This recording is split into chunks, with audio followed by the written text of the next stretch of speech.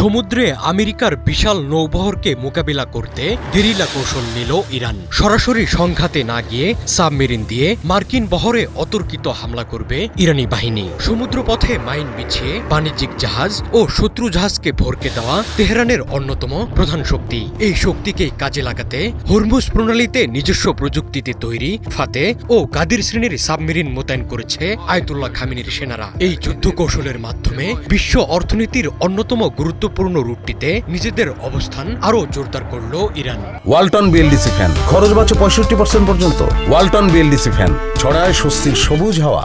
বিশ্বের মোট সমুদ্রজাত তেলের প্রায় 20 থেকে 21% এই হরমুজ প্রণালী দিয়ে যায়। ইরান এই সরু জলপথকে একটি স্ট্র্যাটেজিক প্রেসার পয়েন্ট হিসেবে ব্যবহার করছে।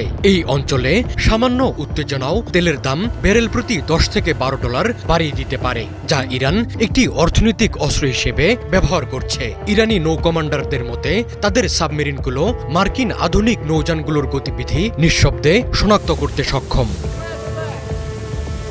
ইরানের মোতায়েন করা ফাতে ক্লাস সাবমেরিন তাদের নিজস্ব প্রযুক্তিতে তৈরি একটি আধাভারী অ্যাটাক সাবমেরিন। এটি প্রায় 35 দিন পানির নিচে থাকতে পারে এবং 200 থেকে 250 মিটার গভীরতায় কাজ করতে সক্ষম। এতে 533 মিলিমিটারের টর্পেডো টিউব রয়েছে, যা দিয়ে ভলফজর টর্পেডো এবং সমুদ্রের নিচ থেকে ক্রুজ মিসাইল নিক্ষেপ করা যায়। এই মিসাইলগুলোর পাল্লা প্রায় 200 থেকে 300 কিলোমিটার।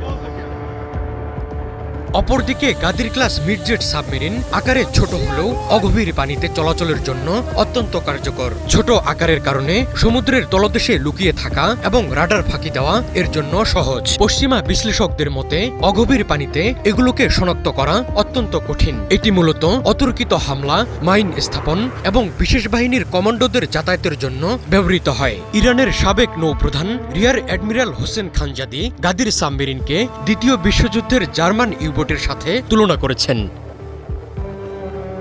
ইরানের হাতে বর্তমানে 28 থেকে 30টি সাবমেরিন রয়েছে। এর মধ্যে রাশিয়ার তৈরি কিলো ক্লাস সাবমেরিনও আছে। আমেরিকার ফিফথ ফ্লিটের জন্য এই ছোট ও মাঝারি সাবমেরিনগুলো একটি বড় চ্যালেঞ্জ, কেননা অগভীর ও কোলাহলপূর্ণ সমুদ্রে এগুলো খুঁজে বের করা খুবই ব্যয়বহুল ও কঠিন কাজ। সাবমেরিন মোতায়েনের মাধ্যমে ইরান বিশ্বকে বুঝিয়ে দিল তীব্র অবরোধের মধ্যেও তারা নিজস্ব প্রযুক্তিতে আধুনিক সাবমেরিন তৈরি করতে সক্ষম হয়েছে। শুধু মিসাইল বা ড্রোন নয়, সমুদ্রের গভীরেও যুদ্ধের জন্য তারা পুরোপুরি প্রস্তুত।